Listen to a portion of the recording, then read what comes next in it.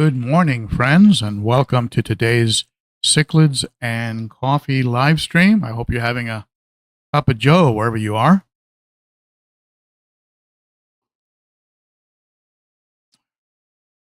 Right when I was setting up the final steps of preparing for the live stream, it sounds like World War III outside with rolling thunder. Dennis Riddell says AV sounds great. Thank you so much for that, Dennis. Takes the worry off of me. Lady Diane in the house. Davey Larson is here. Peas and Haps forever. Great to see you folks. And we have Medcow74. Robin Rayner is here from beautiful North Carolina. And John Yancey in the house. Michael is here, and Z-Zip.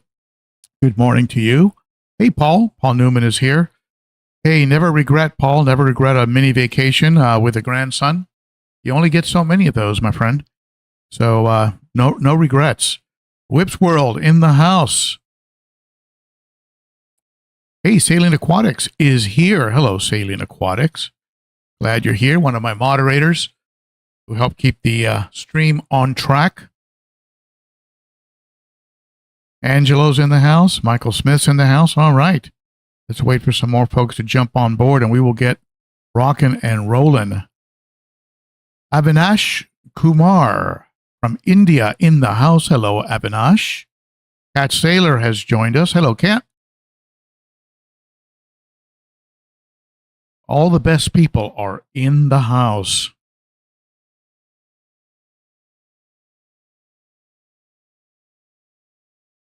Lady Diane, that storm rolled through last night on St. Louis. It was nuts. You know, my wife says that we had a continual rumble a couple nights ago that never stopped. It was just a long, drawn-out, house-shaking rumble, and I just slept right through it. So he woke up at 4 a.m., was up for like an hour. Not me. I never even knew it. Oh, I felt a little guilty, but not too guilty. All right, Chris Aquazone in the house. Leslie Perry, good morning to you. Billy D. And Boss. Boss is here.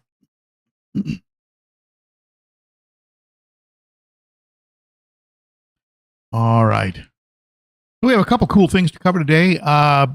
Certainly, I prepared a special video for you, and it's just a short video on my thoughts on the entire little algae adventure that I went through, and just my takeaways on the algae, on getting over that black algae, and I think you'll like it.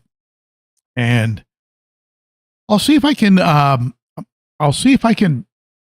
maybe do a little live lap of the fish room, maybe turn the camera around. I've got it positioned in a central location, but I also have these lights set up, so it makes it a little interesting.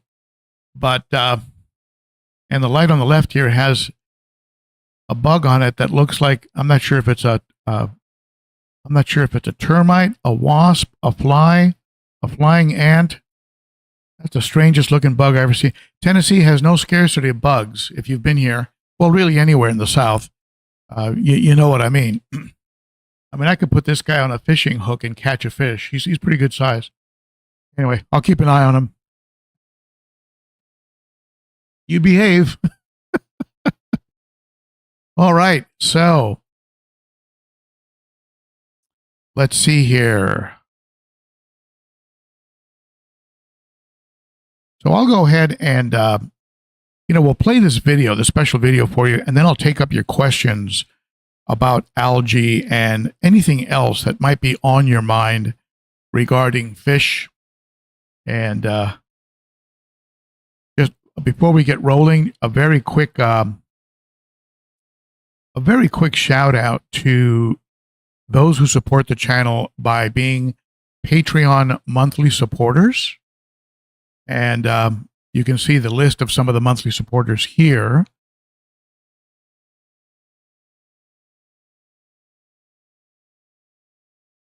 And I want to thank some recent, of course, Noel, Mangion Desert Fish, William Dreyer, and Whips World. Whips World has joined the Garage Gang. Thank you, Whips. And William, if you're on, and Desert Fish, you're all very, very supported. What the Patreon program does is it creates a not a substantial amount, just a modest amount of money that I can count on each month, so I can go out and carry out projects and update video editing software and buy coffee and visit fish shops and stuff like that. And it just helps. It gives me sort of this ongoing support or foundation, so I'm not drawing, taking money out of the household bills account, which tends to get my wife's attentions. So if I can stay off that radar, I'm in good shape. So thank you so much to my Patreon supporters, and to all of you who subscribe and join me on Saturdays. And for those of you who super chat, thank you very much to all of you for all the support that you provide. Also to those of you who visit my Teespring store and pick up mugs and T-shirts and things like that. Thank you to all of you. I've noticed there's been more activity at the Teespring store recently. So thank you so much for picking up those mugs and those T-shirts and hoodies and all that good tank tops, all kinds of other stuff. Well, thank you to all of you for that.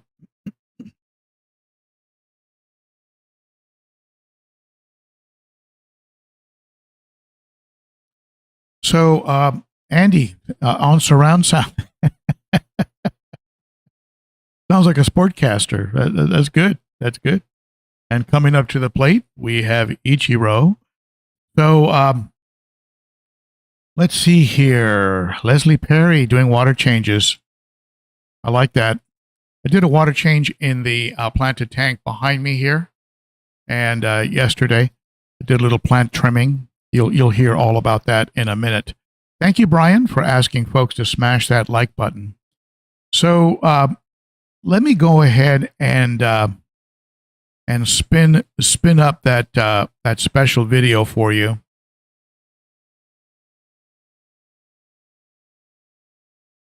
Let's see here. All right, and I'll probably release this as a standalone video, only because algae just seems to be a hot topic. It's one of the things that, as part of YouTube, you get research and analytics, and it tells you what people who watch your channel are searching and are searching for, and very often what they're searching for is an algae solution. So I will release this as a standalone video. There's also going to be a video review of a nano tank light. And there's going to be a walkthrough of the aquatic critter that I did a couple days ago with my granddaughter. So watch for that. Those will all be available this weekend. The aquatic critter, I think, will be this afternoon, and the light review probably will be tomorrow. I'll put that one out. So look for those upcoming videos. I thank you all for tuning into those. And let's go ahead and play this special video for you. Certainly feel free to chat during the video, and I'll jump in the chat as well, possibly. And I'll answer your questions about what's covered in the video. As soon as it's done, we'll jump into everybody's questions. All right, let's go ahead and roll the tape. So if you follow my channel, you know that a while back I was having a black bearded algae problem with this tank right here, my planted community tank. And that algae pretty much is gone. There's little bits of it on some of the anubias, but for the most part, I would say that black algae is no longer an issue of concern in this 55-gallon tank. So what happened exactly? Let's talk about it.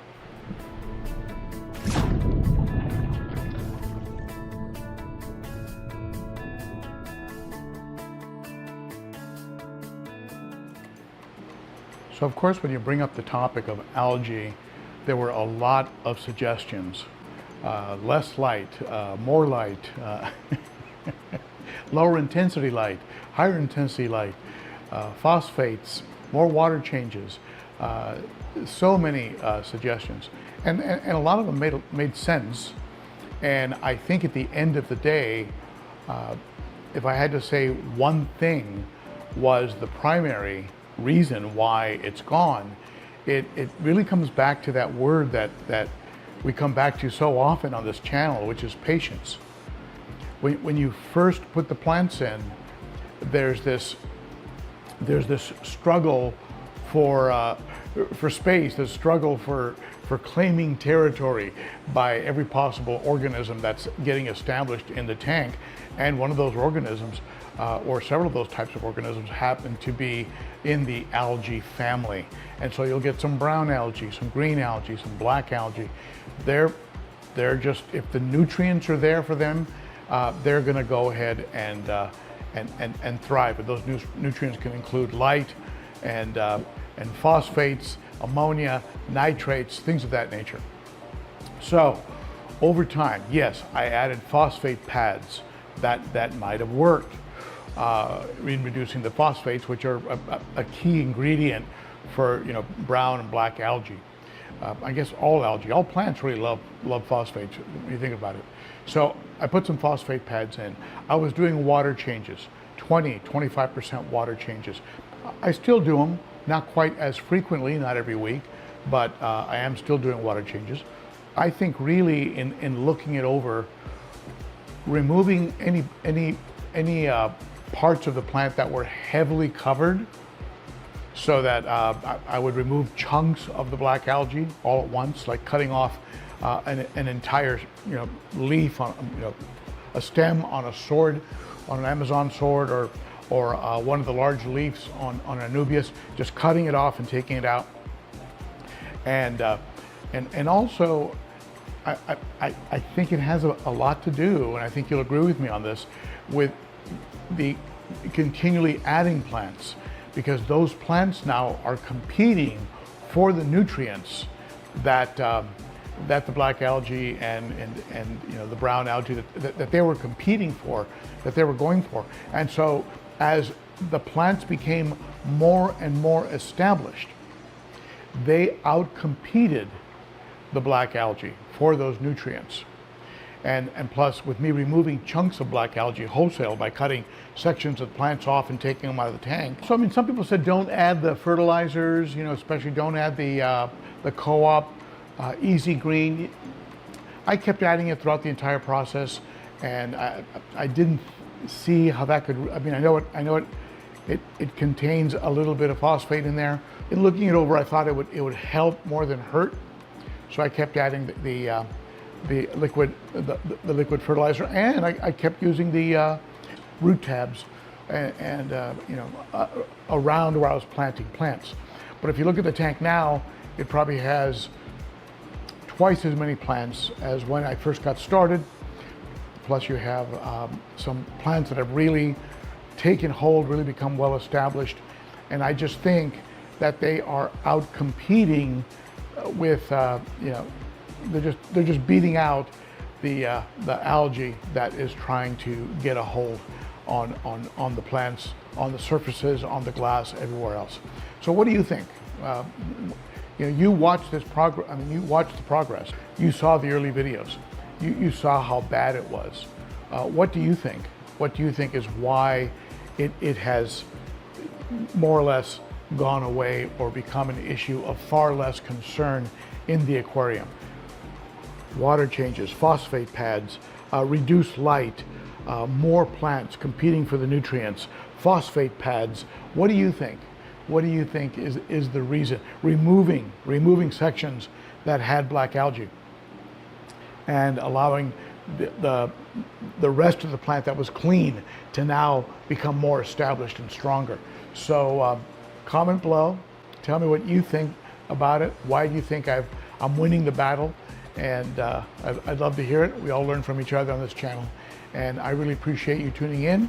And certainly if you like this channel, be sure to subscribe, hit that bell, give it a thumbs up, let YouTube know something good's going on, and consider supporting the channel by becoming a Patreon monthly supporter. Starts for as little as $3 a month. Details are in the description below the video. Every little bit helps in the ongoing projects in this fish room. Thank you, my friends. You're the best. I'll look forward to reading your comments. Bye-bye. Short and sweet. Hope you enjoyed that. And we can certainly talk a little bit about algae. Someone mentioned they have an algae scrubber. I have used algae scrubbers from Santa Monica Filtration. I still have a couple of them, and might even bring them into use at some point. I don't really have an algae issue overall in the fish room. I mean, certainly if tanks don't get serviced, let's say I do a top off 1 week, don't clean the panels, things like that. I might have a little bit of brown algae around the edges of the glass near the substrate, but otherwise it's not really, I would call, an issue here in the fish room. Hey, Zen Ginger in the house. Hi, Zen Ginger. Nice to see you. Glad you're here. One of our moderators as well. And let's see. Boss says, I changed my heavily planted tank to a more rocky scape. No bloom since then with hardly any plants in it. That's good. That's good. I bet you have low phosphates. Low phosphates. Be interesting to check that. GP is suggesting hydrogen peroxide. Use a plastic syringe, squirt it directly into the algae in your tank. Interesting. Interesting. Never tried that.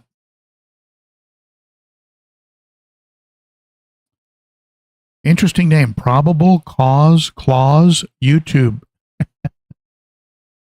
I live in Australia and we have Sun canister filters here. We are Sun canister sold everywhere in the United States because in Australia, yeah, we do get a lot of we do have Suns available here, primarily on eBay and Amazon.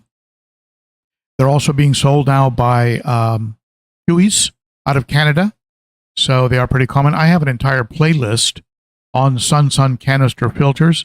I have a Sun 704B running on the 210-gallon South and Central American tank in conjunction with the sump that's under there. But I like. I mean, if you take care of your Sun canisters, put them on a foam pad. Keep them in a Rubbermaid tub. Have a water alarm. Keep the O-rings every time you service. Put a little bit of food grade lubricant on the O-rings. They'll run quiet. They'll run forever. And I would say that the Sun 704B that I have now has given me comparable performance to my FX6 without having to replace expensive parts. I had to replace a leaky out valve and a leaky purge valve on the FX6, which was very expensive. Those parts are $20, $30. So overall, I would say that the Sun has been a better performing, or more cost-effective solution. All right, let's see here. So I am cruising the chat to see what you folks have to say. For those of you unfamiliar with what an algae scrubber is, that might be a new term for some of you. Very big in the saltwater world. They'll put them sometimes inside of their sumps, and it's just a controlled environment that uses the best possible light frequency to promote algae growth. So it provides water circulation, aeration, and it provides an ideal environment for algae. So what happens is that the algae that's going to grow in your tank ends up growing in the algae scrubber in this controlled box. And then, once a month, you clean the box out, and you can feed the algae to your fish. They love it, and it's very nutritious. And the box is removing nitrates. It's adding oxygen, right? Consuming ammonia. It's just a great solution if you have algae. It's called an algae scrubber. They are very expensive. They can be on the expensive side, and you can DIY them. I know Joey, King of DIY, has a couple of videos on DIYing them. I was fortunate to get a couple of them sent to me by Santa Monica Filtration, and they do a good job. They do a real good job.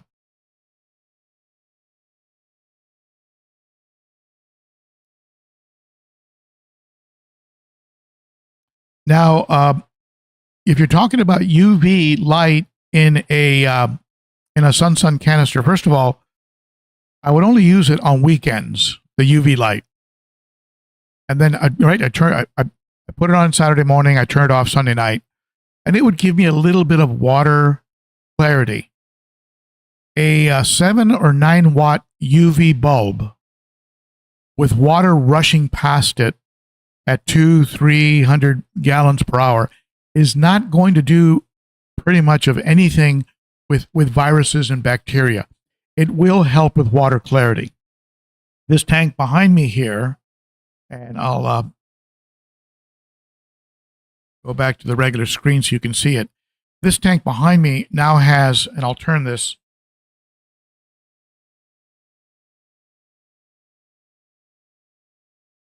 This tank now has a 24 watt green killing machine UV light on it, and the water quality is nuts.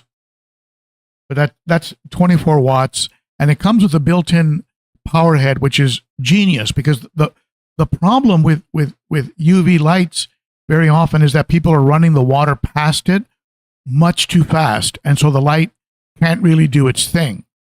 So they've come up with like twists, crazy twisted lights that slow down the water. They've come up with systems where you need a separate pump, separate plumbing, and you put like a 60 gallon, 40 gallon per hour pump on there so that the water goes by the UV slowly. So there's different ways of solving the problem, but this one here has that UV on it, and the water quality was good before, but it's just insanely good now. And of course, I'm doing that to just provide the best possible water conditions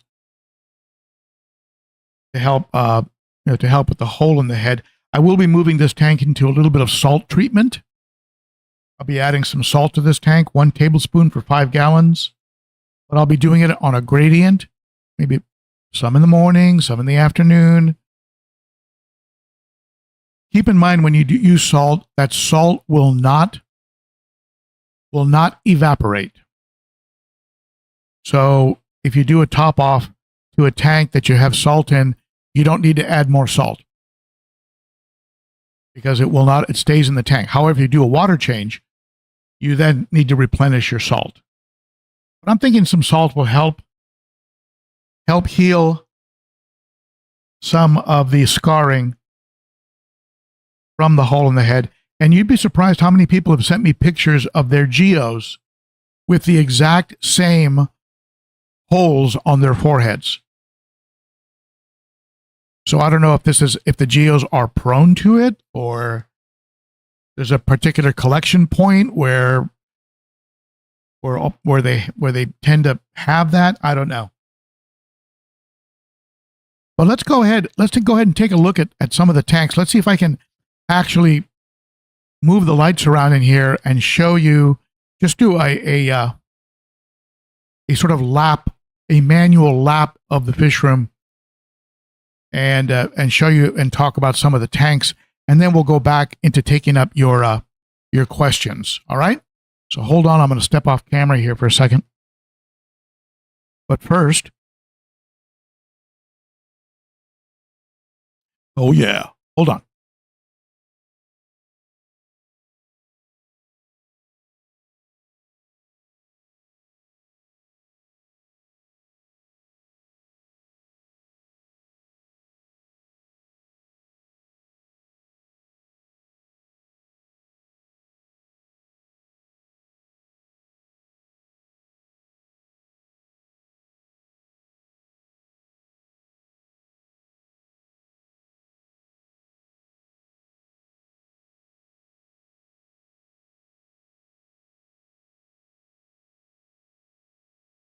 Here's a closer look at the 90-gallon. I'd love to put real plants in that tank, and if I ever get around to converting it to a discus tank, I would put some nice big plants in it, real plants. Of course, the Buenos Aires tetras would have to be removed because they are plant nippers. But I do think this would be a nice discus tank. You know, can you imagine 5 or 6, 7 discus just kind of floating around in there? Maybe 3, 4 inches, and just over time, you know, putting on some size. I think it'd be a great tank, especially now with the UV, so the water quality is even better. I think it would be a nice discus environment. Let's go over to the right here and take a look at my live bear planted tank. I'm going to have to move a light. Hold on.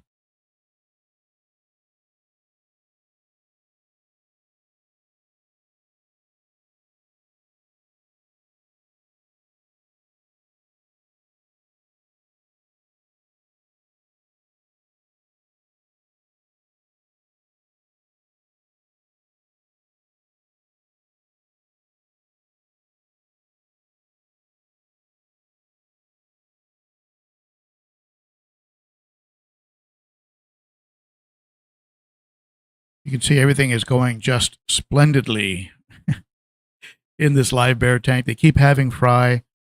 I've added some additional plants, and they're living a good life. I love how some of the Mickey Mouse the Mickey Mouse platies started off primarily yellow, and now the offspring are showing a nice red. So obviously there was some genetic changes there.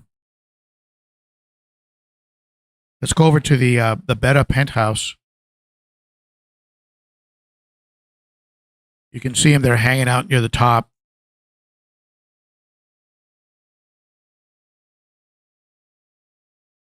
He's living a good life.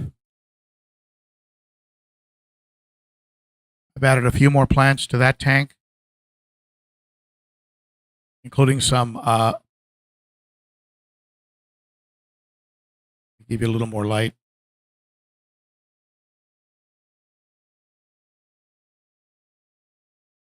I've added some fern, Java fern.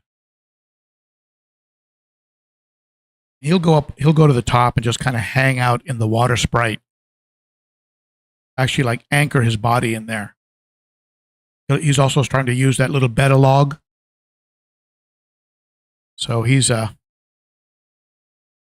think he's loving life.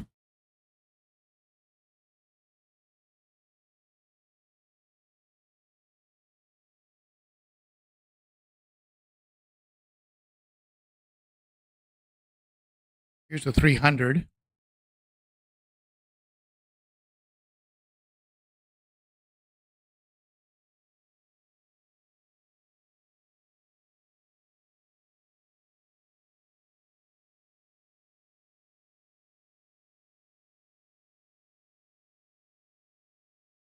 Fish in this tank are doing phenomenal. Not sure if you can hear that thunder in the background. When I was playing that video for you, it sounded like it looks like one of the thunderclaps was right above the house. I had my fingers crossed that that we were not going to get a bleep, a little bleep in the electricity and everything gets reset. You can see here that the 300-gallon, everybody's looking good. That little bicolor 500 continues to thrive, surrounded by massive haps. It's like being a little nerd and living in the middle of a gangland area, moving to the ghetto. But he holds his own. It looks like the The trout knew I was going to start a live stream, so he went ahead and got it all fired up. You see the black on the bottom of his body. He's probably going to start digging a pit. As soon as he establishes the pit, I'll move the rocks and plants to cover it up, and that will calm him right down. But in the meantime, he'll probably try and corral everybody over to the side. All right, let's see if I can swing this thing around without wrapping the cables too much.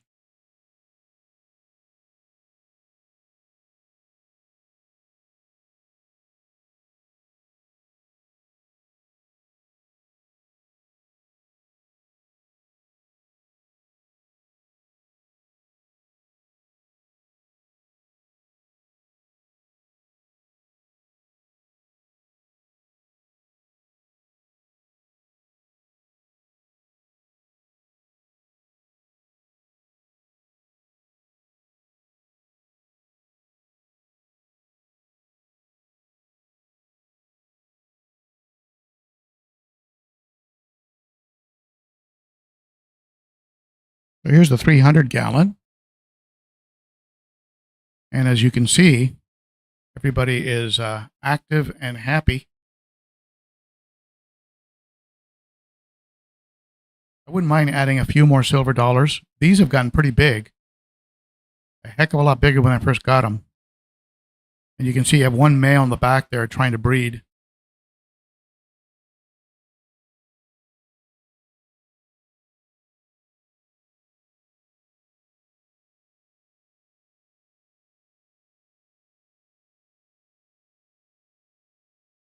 Vieja has been getting into it a little bit with the bigger red tiger Oscar. Doesn't really go anywhere. They just kind of face off a little bit.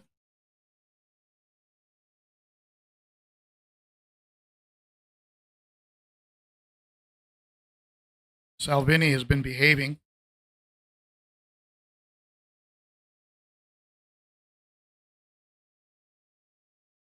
Salvini is, as long as he's got his, access to his cave on the far left, he tends to be on his best behavior. The colors on that Vieja, you can make them out.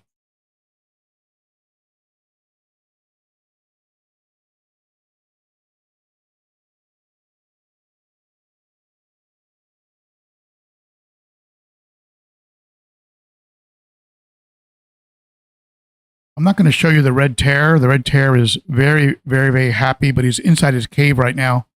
So I'm not even going to bother spinning over there. Just go back past the way we came and put the camera back in position we'll continue the live stream, get into your questions, okay? So hold on, I'm going to spin this thing around and get the lights back on.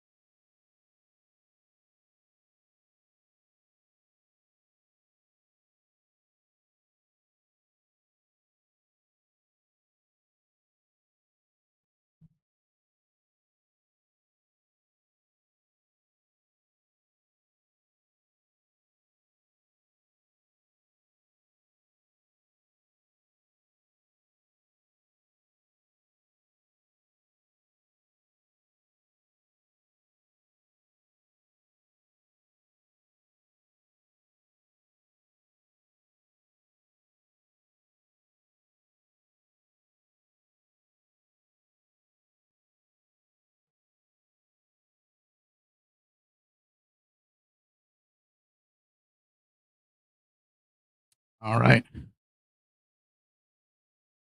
Well, I hope you enjoyed that.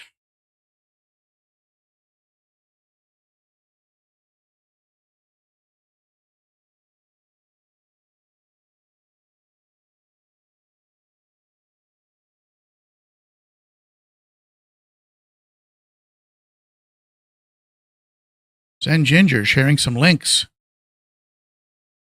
And seen you in a while, Zen, but when you come back, you get right to work as a moderator. Love it. I've seen you moderating other channels. I know that this time slot isn't necessarily great for you, I was starting to feel that maybe you'd forgotten about me. Just kidding. Just messing with you. I know you haven't. All right. Let's take a look at some of your questions. Let's catch up on the chat. Denny Rudell in the house. Glad to see you there, buddy.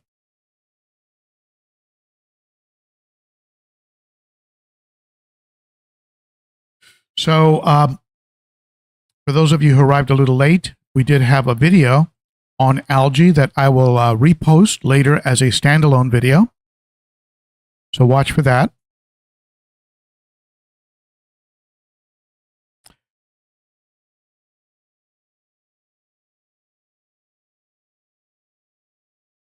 Yeah, Cat Sailor, you gotta attack that algae. Cat Sailor says it was a perfect topic. I'm going back on the chat here a little bit, but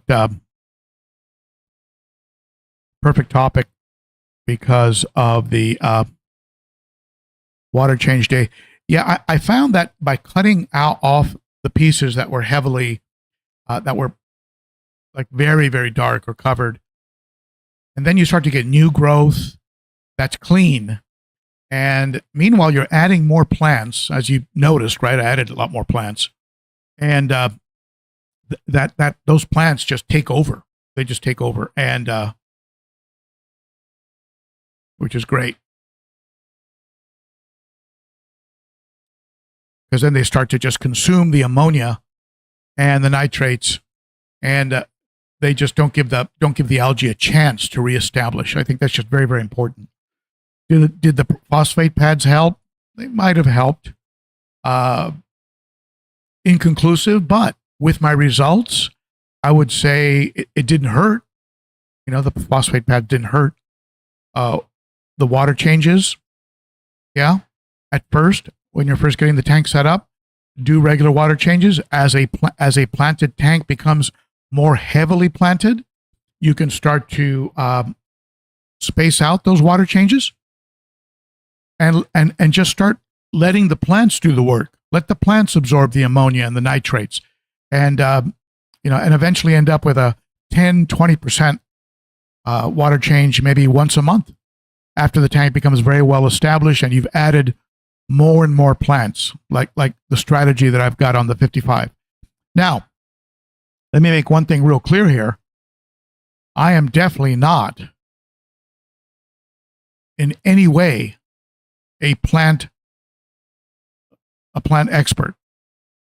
This has been a learning process and an experimentation process, and there are people out there like MD and channels like that where the person is truly a plant guru, right? I'm still very much a novice plant person, but by watching me go through it and stumble through it and eventually end up with a good outcome, perhaps that can help you with both plants and with algae. And like I said, I think whenever you set up a tank in the beginning, there is going to be a big shuffling, a shuffle, brown algae, green algae, black algae, plants, the fish, the beneficial bacteria, everything is racing for nutrients. And so ultimately it was really just a gradual, a trimming and adding of nutrients, water changes, adding more plants, just a patience, and that patience gets you there. But if you look at one of these YouTube channels that specializes a lot in plants, and you look at one of those tanks and you go, oh, I want that, and in a month or two you don't have it, and you start to feel very frustrated, it's not even fair. It's not even fair to you.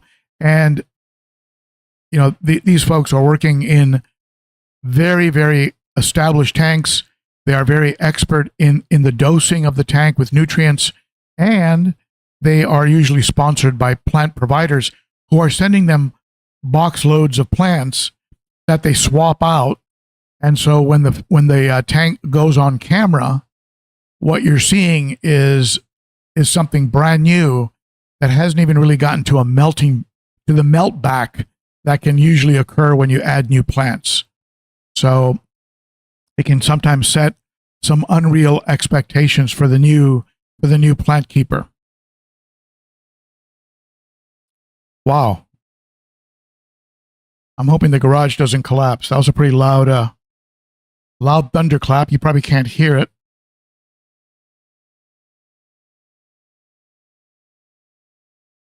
All right, cruising the chat. Let's see what I see. Medcow comes in with a super chat. Thank you, Medcow. Very appreciated.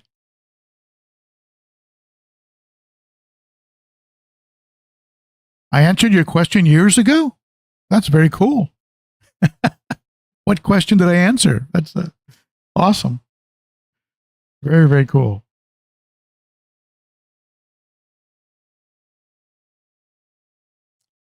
All right, I am cruising the chat here and checking out your questions.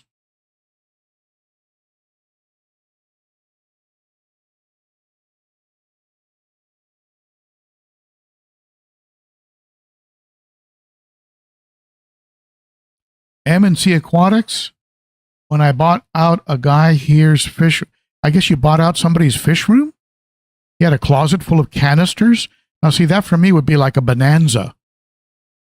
That would be like hitting a eureka moment, right? Because I think canisters are great. They're out of view. All you have is an intake in the tank and an output that you can put near the top, so it breaks up the surface. And if they're serviced and maintained correctly, hey man, they're great. Dave Newman from Israel. Hi, Dave. I'm glad you're here. My youngest son visited Israel as part of a work project and absolutely loved it. Loved the people.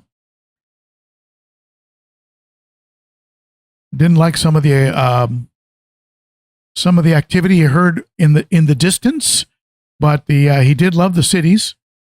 He went to the Wailing Wall and a couple other places. He just thought it was great. Lady Diane, my son was used when I got, yeah. Sons, I tell you, if they're maintained, they are workhorses. They do great. You know, I have a marine land filter that's been running continuously for about 6 years. I got it used, so it was probably running for a couple years before I got it. So the Marineland Emperor hang-on backs, those things are workhorses, and you can stuff. I put a video out, a little short video on how much stuff I stuff into those Marineland filters. It's amazing, and a Whip couldn't believe how much stuff I got back there.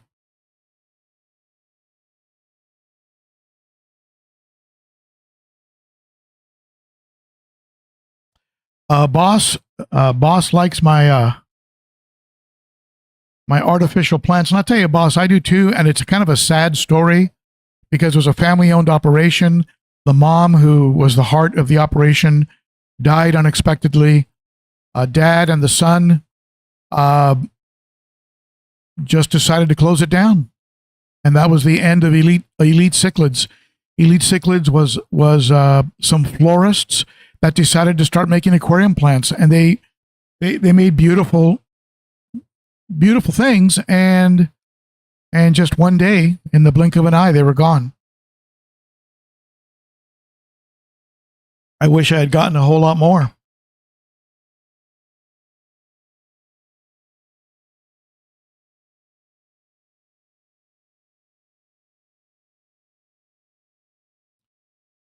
Leslie Perry. Leslie, are you getting warnings about the storm? Is that what you're getting warnings about?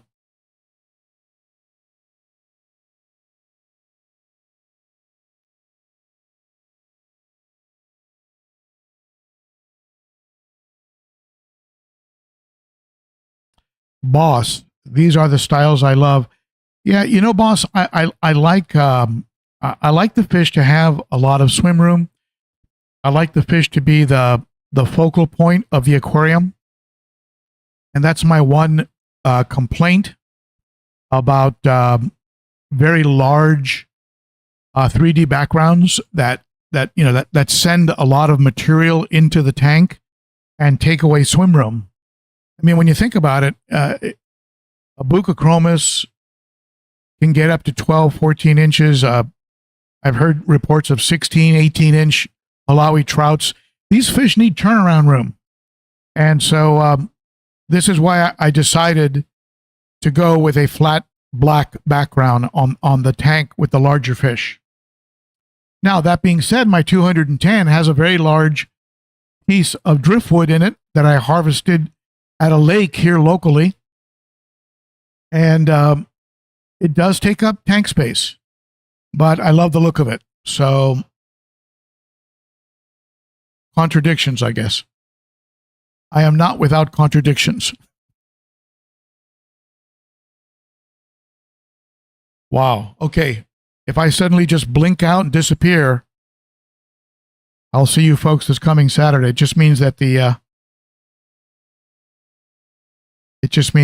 lightning has hit the house.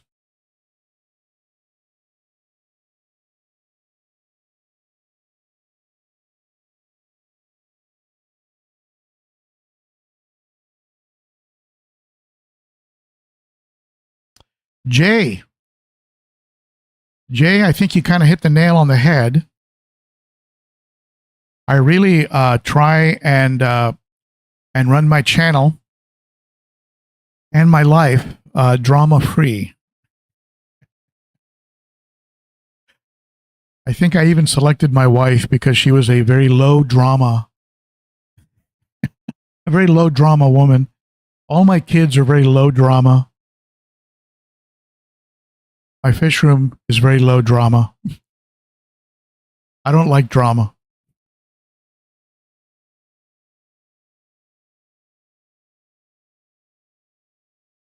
Boss says, I'm pretty sure MD has a crew who does most of it off screen. Has a rich man after all. Not sure what that last part means. Maybe he has a sponsor. I know he has some plant sponsors that keep him very well stocked with plants. And the truth is that I do buy a good number of plants locally. But the truth is I'm pretty sure that if I reached out to Zenzo and Corey, they would probably hook me up. And but I don't like to abuse that friendship. So they're always sending me goodies, and I love and appreciate the Aquarium Co-op for all of their help. Peas and Haps Forever, you have hit the nail on the head. And with regards to algae is a sign that a tank has reached a certain level of maturity and is a good sign. And if you're seeing algae show up, it is a good sign. It's almost like seeing breeding activity, fry, things like that. You know that water conditions are optimized. And so I think Corey at the co-op once said, when you're cycling a tank, to use algae as one of the indications that tank is ready. And David Glass, your tanks look great. Thank you, David. I appreciate that.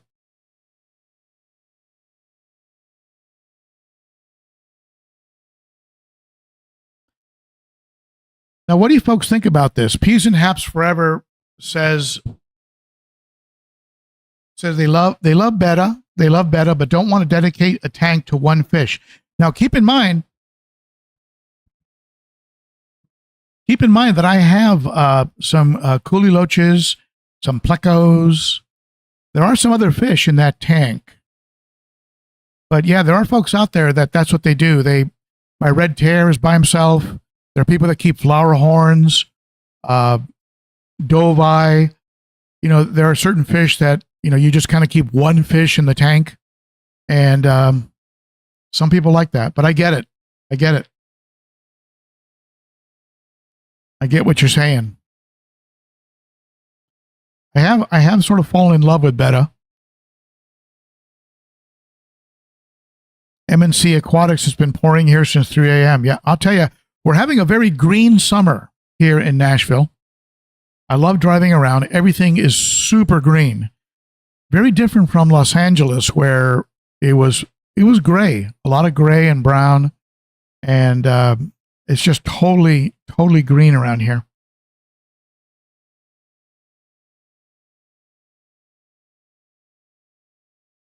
If you have any, did I miss any super chats? Let me see. I said thank you, but my lights are blinking, so if I disappear, you know what happened. MedCow, I did thank you for that super chat. That was great. And if I missed any of the super chats, I'm sorry. Vibes Aquatics in the house. Let's see.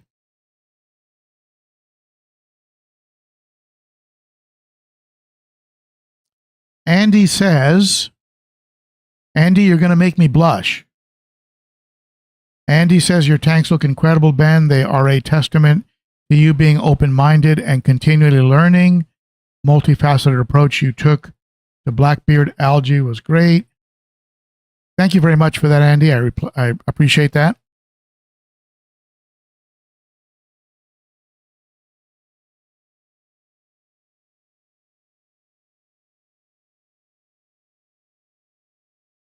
Always be learning. And I tell you, the one thing I avoid on YouTube is anyone who says this way or the highway. It's like I've said before, the only thing we can all really agree on is that you have to have some water in the aquarium. Beyond that, it all starts to get very anecdotal.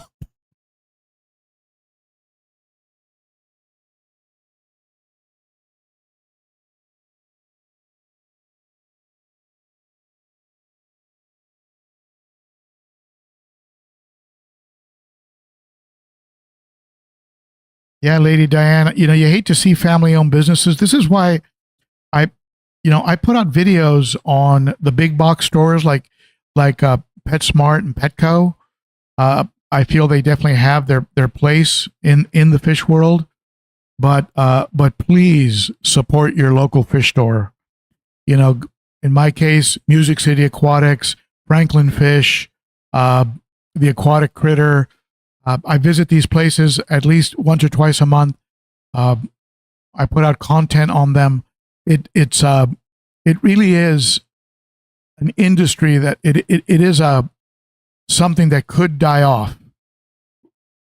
Whether it's pressure from legislation, inflation, cost of doing business, restrictions on fish keepers. So really support these folks, and also support those who offer an online option, right? KG Tropicals, selling betta and products, Super Cichlids, folks like that. I mean, support these Imperial Tropicals, right? Cunningham, all these folks. I mean, they need support. They need your business. So definitely, it's a win-win. I think when we help these folks out. Hey, Whips World hits me with a $5. Thank you, my friend. I appreciate that.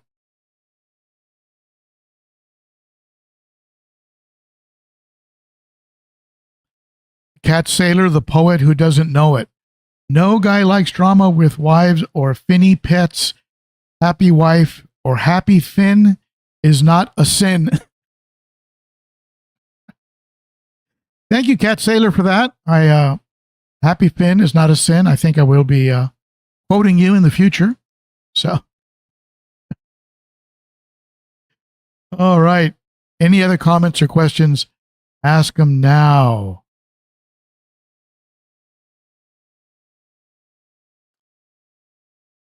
TEW 1970.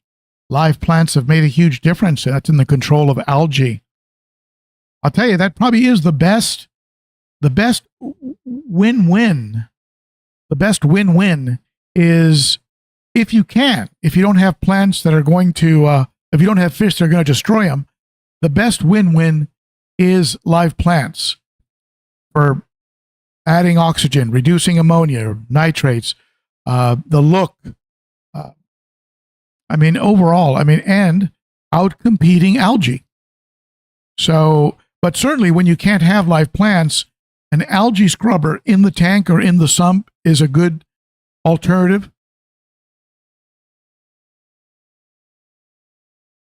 And you're right, TEW 1970, it looks a heck of a, it looks great when they're healthy.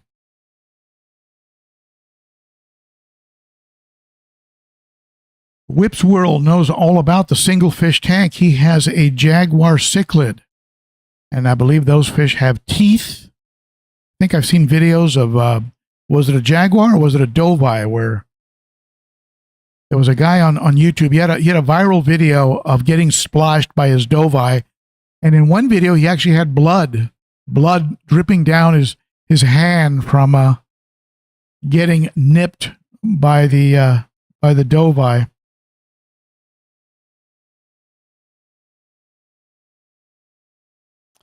Fish Fam link in the house.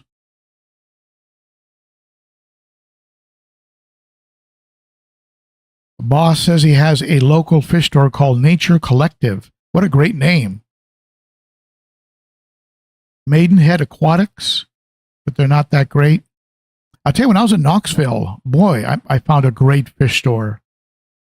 So why don't you folks give a, in the chat, go ahead and give a shout out to your favorite local fish store. Go ahead and do that in the chat. If you're watching the replay, do it under the video on the replay. Give a shout out to your favorite local fish store, and let's give these folks a little bit of love, because or your favorite online. Who's your favorite online supplier for fish, plants, supplies, food? Who's your favorite online supplier? Go ahead and put it in the chat. And if you're watching the replay, go ahead and put it in the comments under the video. So let's give these folks a little attention and a little bit of love. David Glass, what's your biggest fish?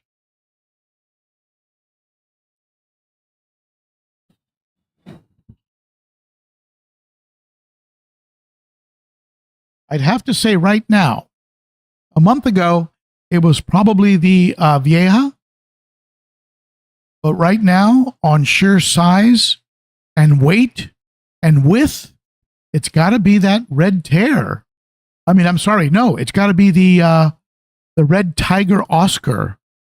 I think he's gotten as long as the trout, the Malawi trout, but he's 3 times the height and twice the width.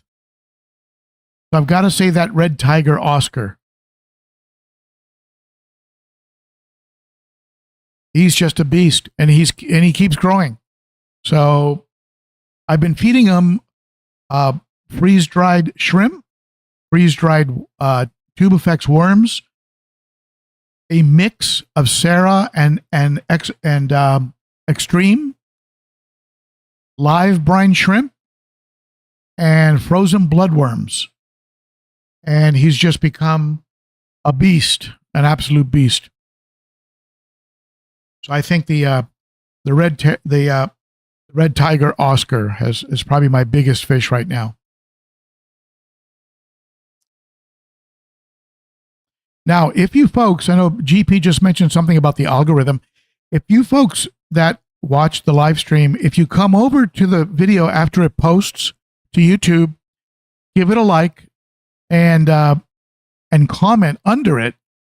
It helps create some momentum for the live stream, because I've noticed sometimes the live stream will post as a video and then sort of peter out a little bit.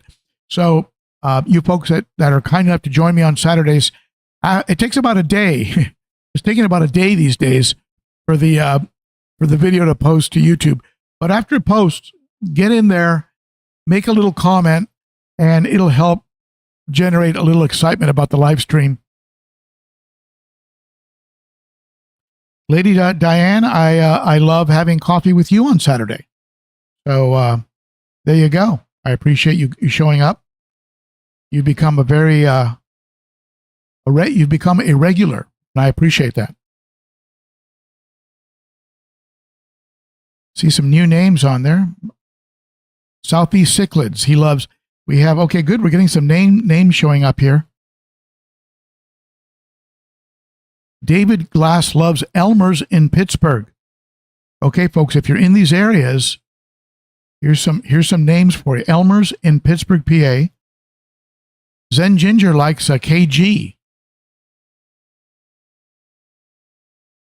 KG Tropicals. That, of course, is John and Lisa. They have a great store.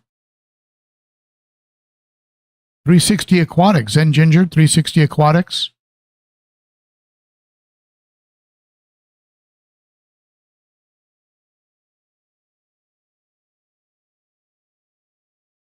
Art of Aquaria in St. Louis. Boy, I'd love to just get on the road and go to these places. Angelo says the Fish Hut in Saddlebrook, New York. Brian Hahn loves Southeast Cichlids. Hear great things about them. They provide fish to the Cichlid Brothers, one of the better cichlid channels on YouTube. Aquarium Design Group, what a great name, in Houston. Tetra Guy in Texas. I think, didn't IFG paid a visit to Aquarium Design. Beautiful store. Davey Larson likes LFS Moby Dick's online he likes Aquarium Co-op. DEW 1970 likes Pet Supermarket in Decatur, Georgia. You know, I have a pet supermarket next to me, and they sometimes have unusual fish and a good plant selection. I picked up some of that large Java fern, over at their at that shop. Leslie Perry likes the aquatic critter. I was just there 2 days ago, Leslie. Watch for that video. It should be out this afternoon.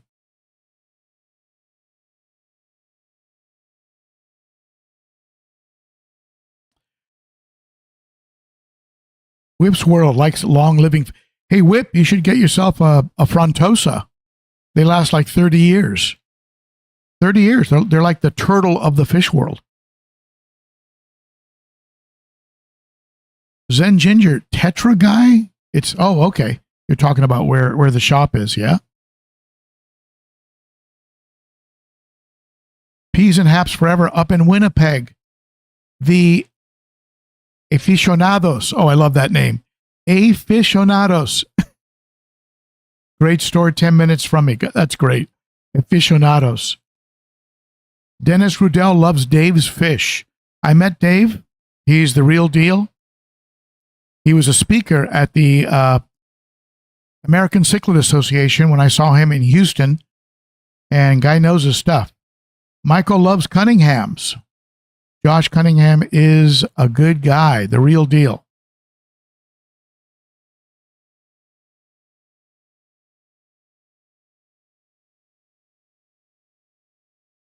Mark's Fish Studio in Studio City.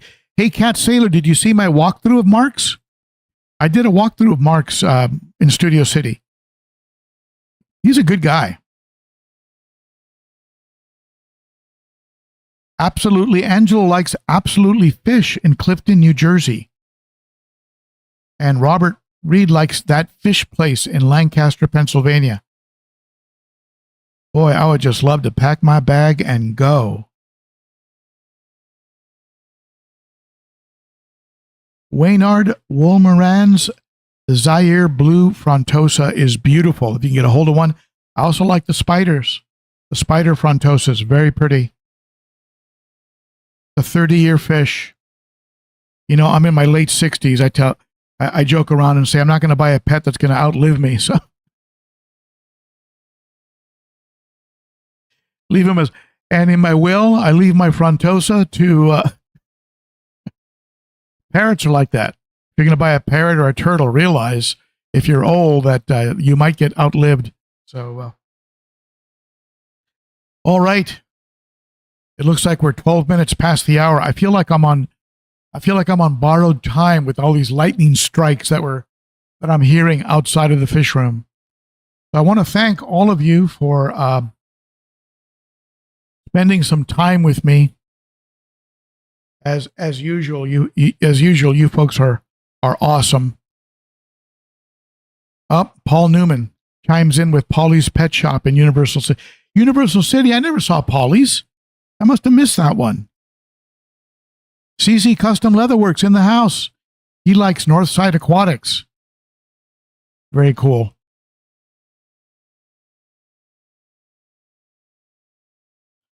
That's great, Cat Sailor. Tell him I'm in Nashville now. And I miss being able to visit his shop.